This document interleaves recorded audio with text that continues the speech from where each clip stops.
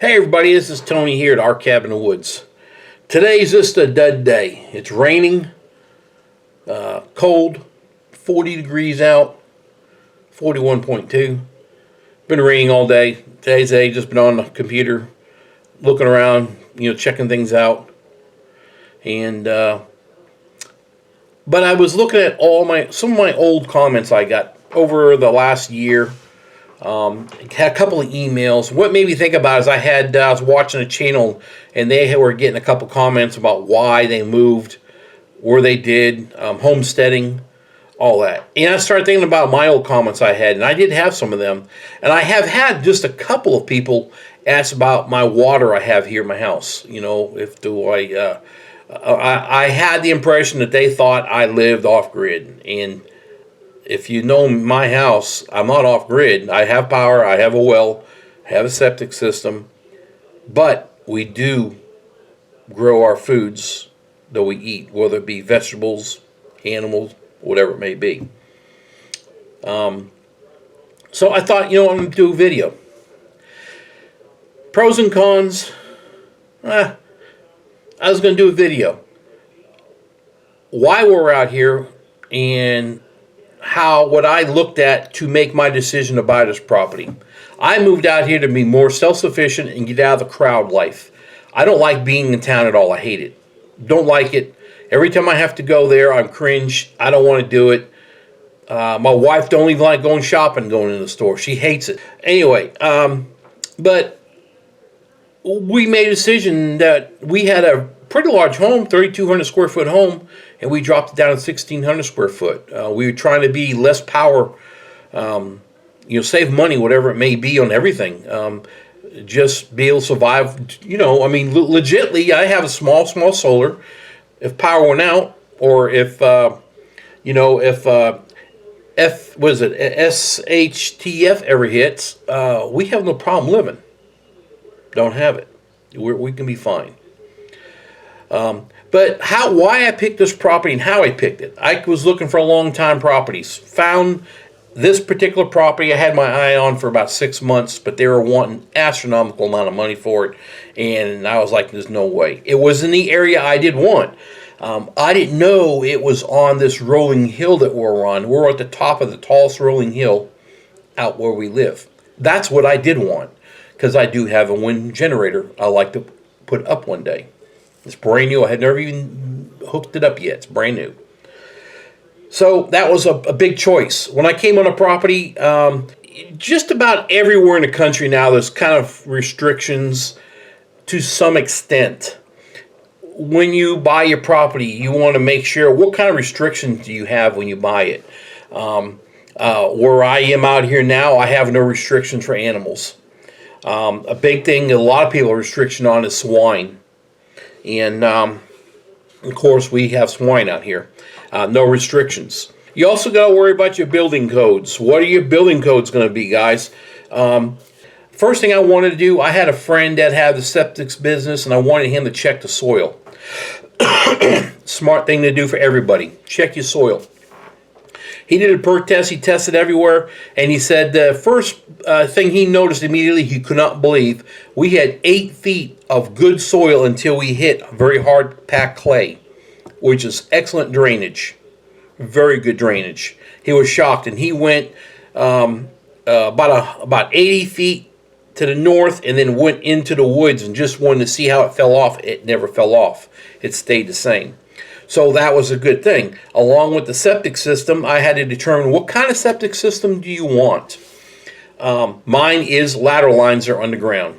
That's the cheapest way to go if you can go. But the other thing was you can do aerobic systems if you had to.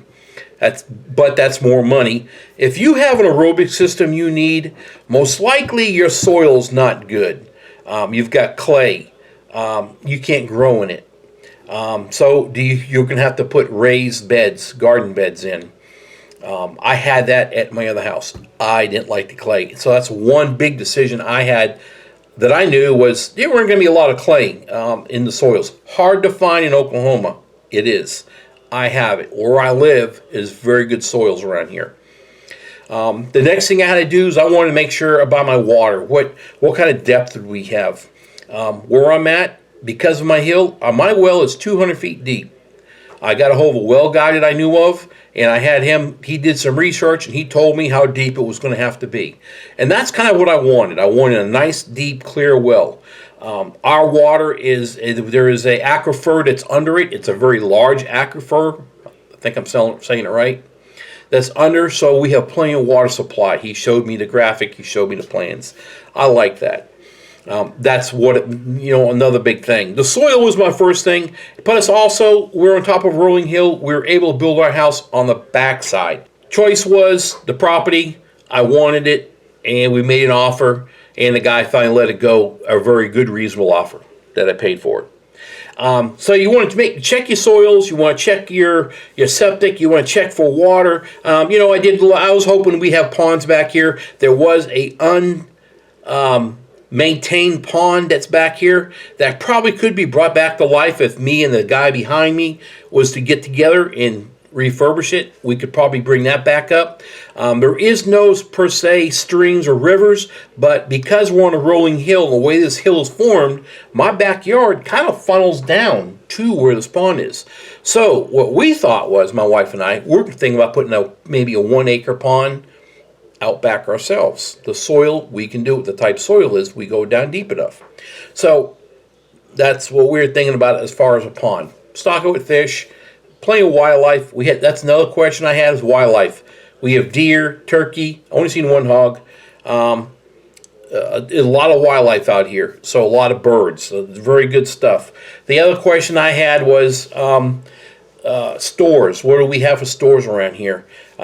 There's right now we have just the Dollar General's right around here. The next big one would be Walmart, which would be 30 miles away in any direction that you go. There's one around here.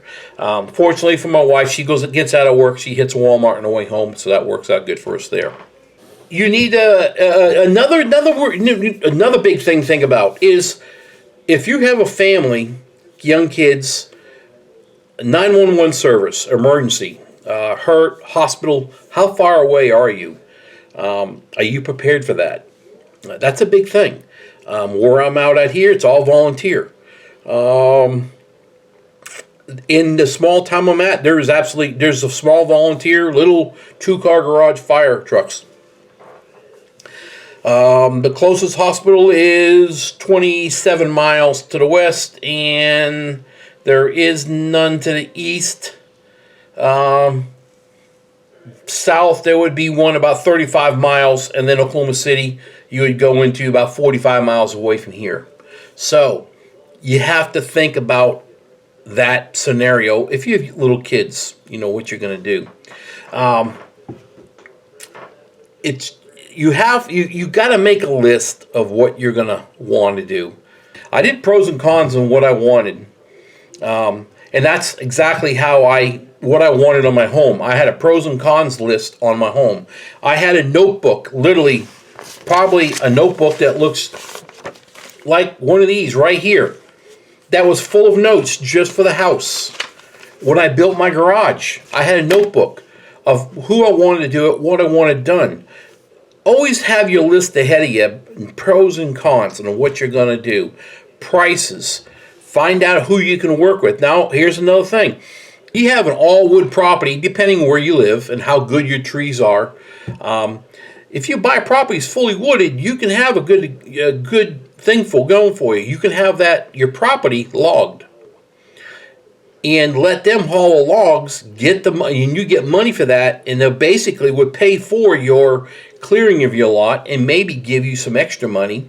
Or maybe you can work with them about when they're logging. Maybe you can find somebody that will go ahead and take some of the logs and make you lumber. Right now, lumber is right through the roof. I don't know if you know, it's through the roof. So I have several different oak trees, different types. One of mine, looking out now, is like 3 or 4 of them I can see. My oak trees go straight up, a couple of them. If they were really big, that would be awesome log trees to log, because you get really good lumber out of that. And then some of my oak trees are just really branchy. They fall, they don't fall off, but they bend. really big tree branches coming off the sides of them. Several different type of trees. Know your trees. Like I said, possibility of logging your property. That'll help you clear your lot, make some money while you're doing it, and you're getting two things done at the same time. Another thing you have to think about is power supplies. What are you going to do for power? My choice is I wanted my power from the road to my house underground. Because if you go above ground on your telephone poles, they want a total of 15 feet from the center from the telephone pole, 15 feet this way, 15 feet this way, cleared road, cleared trees for their telephone poles. You cannot use your driveway as part of that right-of-way. Can't do it. So you have to clear another complete road. You cannot use your driveway to set your power poles and have a driveway beside it. They won't pass it. They won't do it. It won't happen. When you go to get a final, they will shut you down. You cannot put your road there. Learn that. So, but I wanted to go underground. My underground, all they need is a 5-foot wide clearing of woods, and they go underground. My cable's 8 feet deep. When I knew where I was going to go, you can't build a structure, cover it, under it. I can build a pole barn on it, or I can put my RV canopy over it. I built an RV canopy pole barn above it. No concrete. Poles straddle it. I called, got verification. Had they come on out and set my mark my power where it's at. They asked why, what I'm doing. I told them what's going on. Had no questions about it at all. That is there. So I planned ahead. Everything I did on this property, I planned ahead. Water, sprinklers, electrical, everything I knew I had planned ahead to do. Let's see here. I'm looking at a list. I'm trying to think of everything that everybody had talked to me kind of in the time frame and questions I've seen everybody else ask. Solar, wind.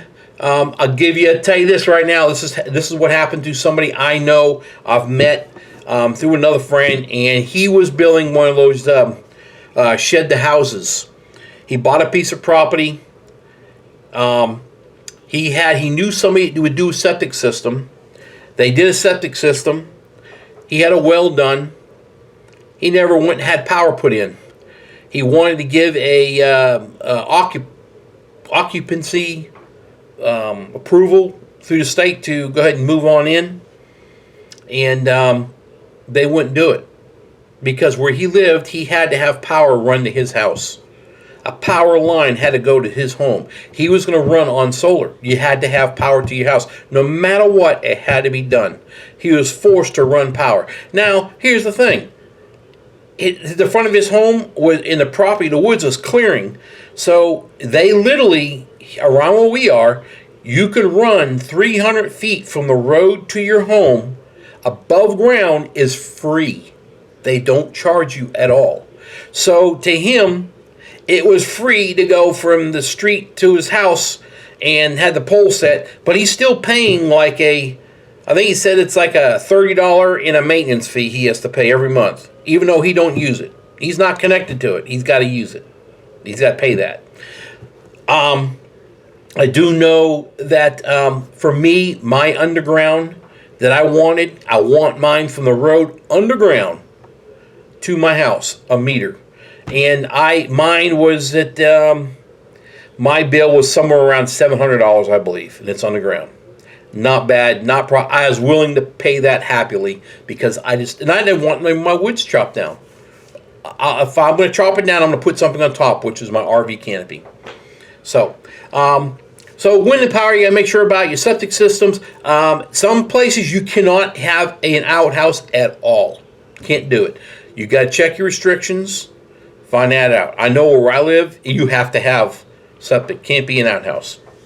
Now, I don't know if that stands if it already had a homestead had one in it and it stays. It probably would be grandfathered in. I'm imagining. I don't know. Personally, I like my bathroom. I like the AC.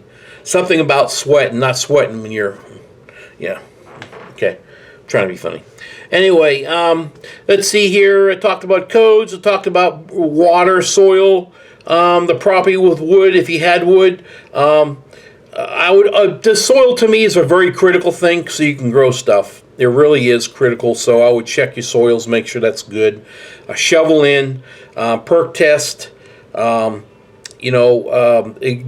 contact somebody who does wells, and they know that area. They can tell you all about how deep the wells are. They have the capability of getting on the computer and show you where the aquifer is. This is what he did. He showed me all this stuff, where it is, how it flows, where my property sits amongst all of this. I'm dead perfect, no problem with me with water, almost never. I would say it ain't gonna happen in my lifetime with it. I've got perfect water. I love it. So, so I'm thinking I'm touching base about everything, I believe. I may splice this with some other stuff during the time, but I think we did pretty good at talking about this stuff here.